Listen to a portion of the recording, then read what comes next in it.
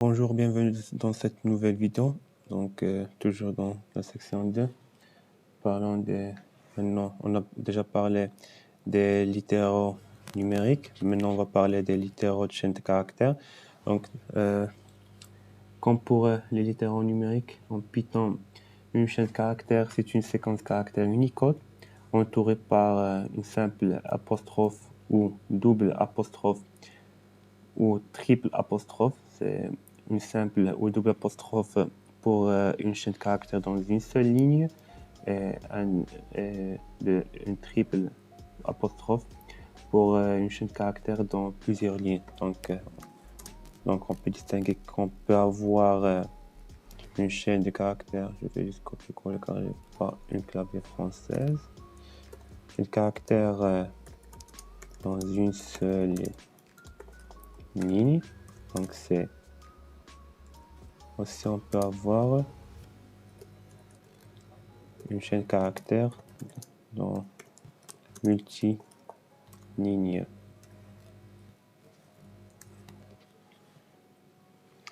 Vous pouvez poser la question, c'est quoi un caractère ou un caractère littéral?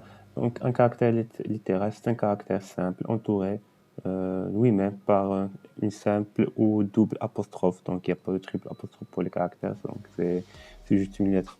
Donc prenons des exemples. Donc si on a une variable message, donc message est égal, say programming is fun, programming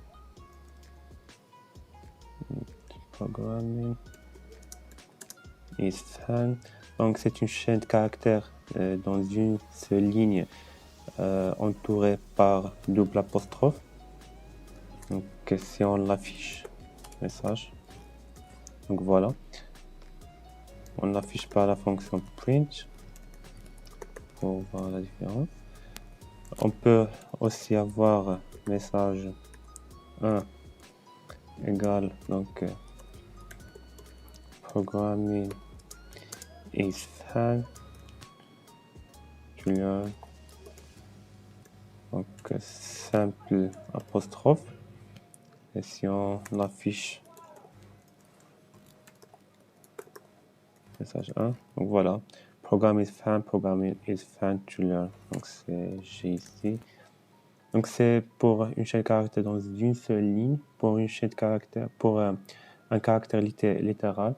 Donc si on a une variable char égale k, donc print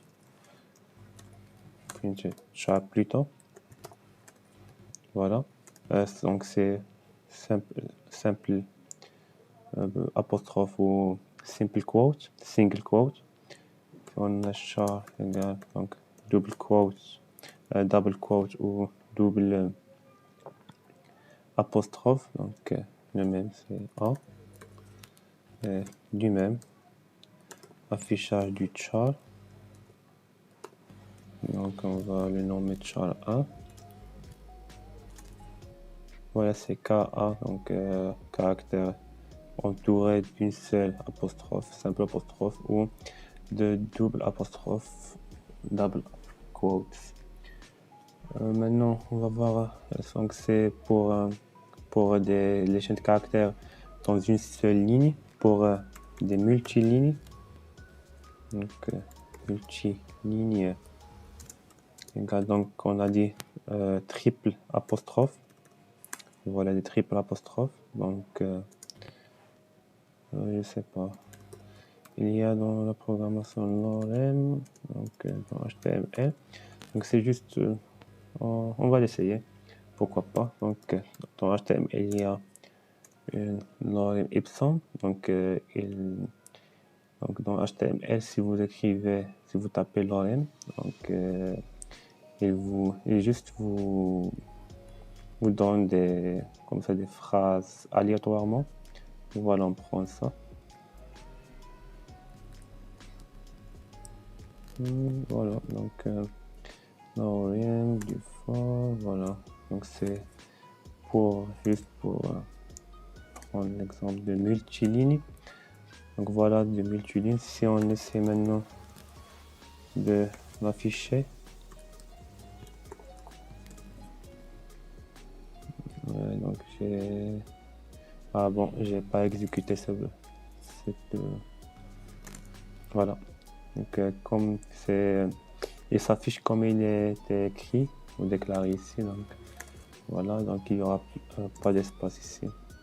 Alors ça met tout simplement de faux texte employé. Je vais juste ajouter des... Voilà.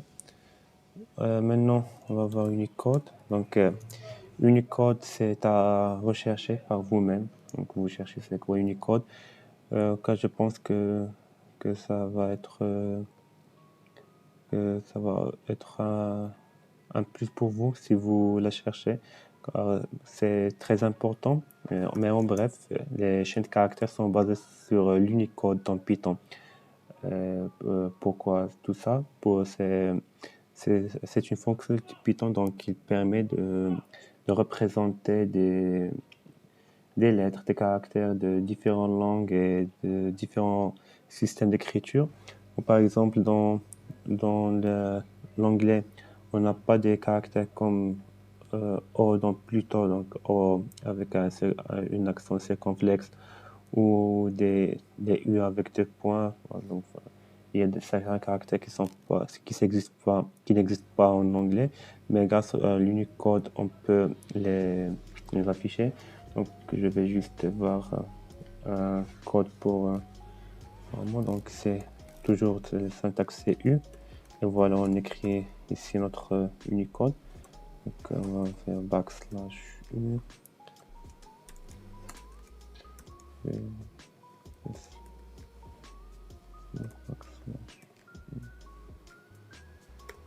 Si je me souviens, c'est 0 F6.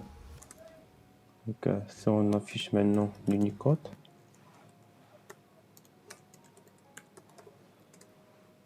je pense qu'il y a une faute, donc c'est une O normalement.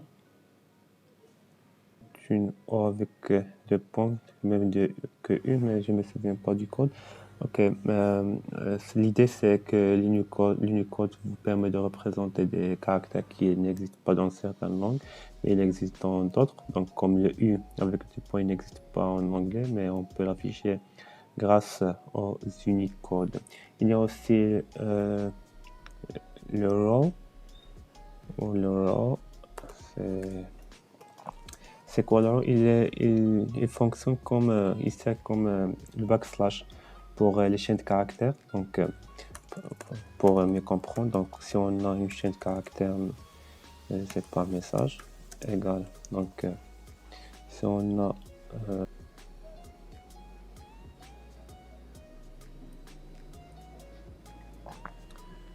donc on va continuer. Donc, si je sors, voilà un message.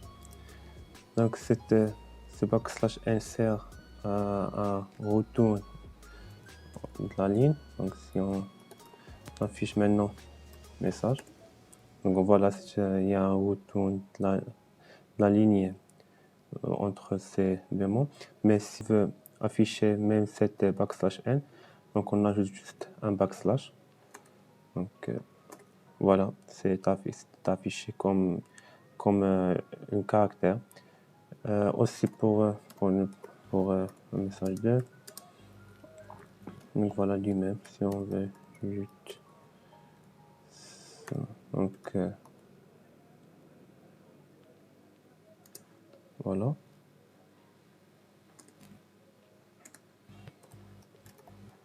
Je pense que c'est plus message 2.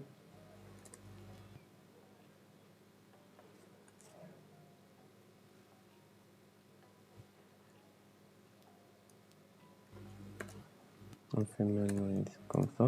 Si, on a un syntaxe error, mais si on veut afficher ces doubles apostrophes, on veut afficher même ces doubles apostrophes avec le L, donc c'est un backslash et c'est ignoré par le compilateur et voilà, les doubles apostrophes sont affichés.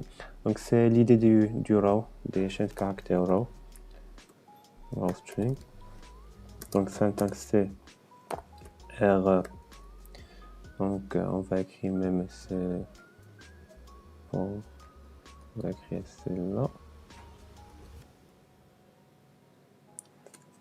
Voilà, donc normalement c'est un retour à la ligne, mais avec le row, cette ignorée va être affichée comme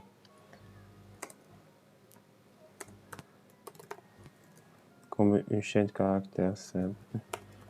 Row string.